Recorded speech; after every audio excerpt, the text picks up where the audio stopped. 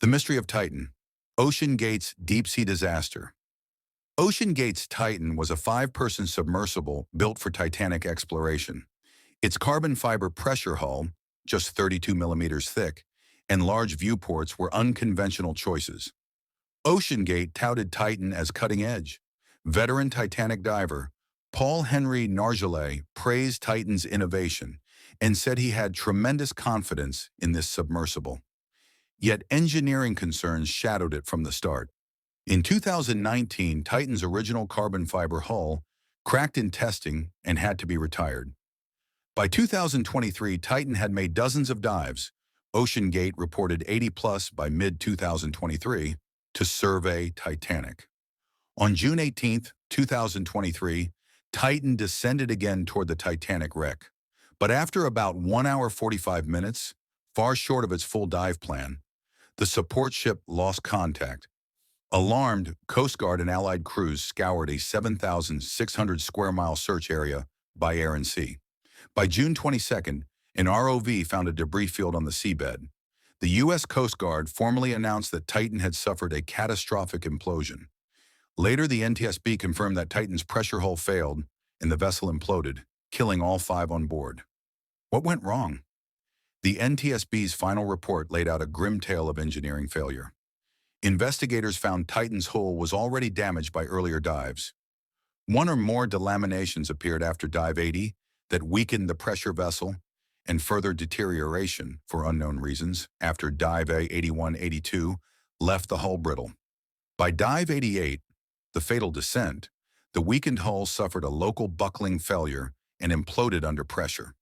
Crucially, the safety board noted that OceanGate never fully tested Titan's limits. Titan's carbon fiber vessel had multiple anomalies, and OceanGate did not adequately test the Titan, leaving the team unaware of the sub's true strength and durability.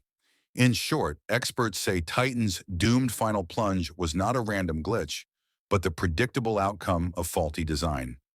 As The Guardian summarized, Titan's defective engineering resulted in a carbon fiber composite pressure vessel that contained multiple anomalies and failed to meet necessary strength and durability requirements.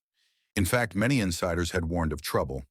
One veteran engineer, William Conan of the Marine Technology Society, noted as early as 2018 that Titan's viewports repeatedly failed depth tests at shallower pressures than planned for Titanic. He even commissioned an independent test of Titan's acrylic window design, which revealed major flaws that he reported to OceanGate, warnings that CEO Stockton Rush apparently ignored. Despite these concerns, Rush proceeded with his plans to dive, investigators noted. Conan later recounted confronting Rush. "Stockton, you belong to the community. You have a responsibility to everybody," he warned. But Rush brushed it off and left the conversation. Similarly, test pilot Carl Stanley described eerie signs on a 2020 Titan dive. Ominous noises and unexpected maneuvers, which made him so uneasy that afterward he emailed Rush. "The only question in my mind is, will it fail catastrophically or not?" Stanley even learned the very hull they were using had been struck by lightning before the dive, and that Rush's own engineer had refused to ride in it. 15. Stanley believes Rush sensed the danger. He knew that eventually it was going to end like this, Stanley testified. In retrospect, both the technical reports and these human stories paint a picture of a sub pushed beyond safe limits.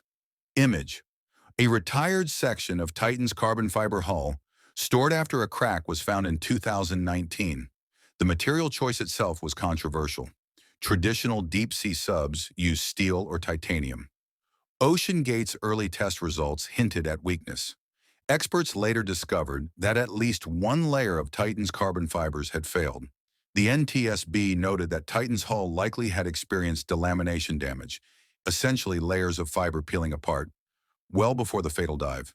Worse, OceanGate's monitoring systems had flagged strain in the hull, but their analysis failed to catch the severity. Investigators even faulted OceanGate for not following Coast Guard emergency protocols.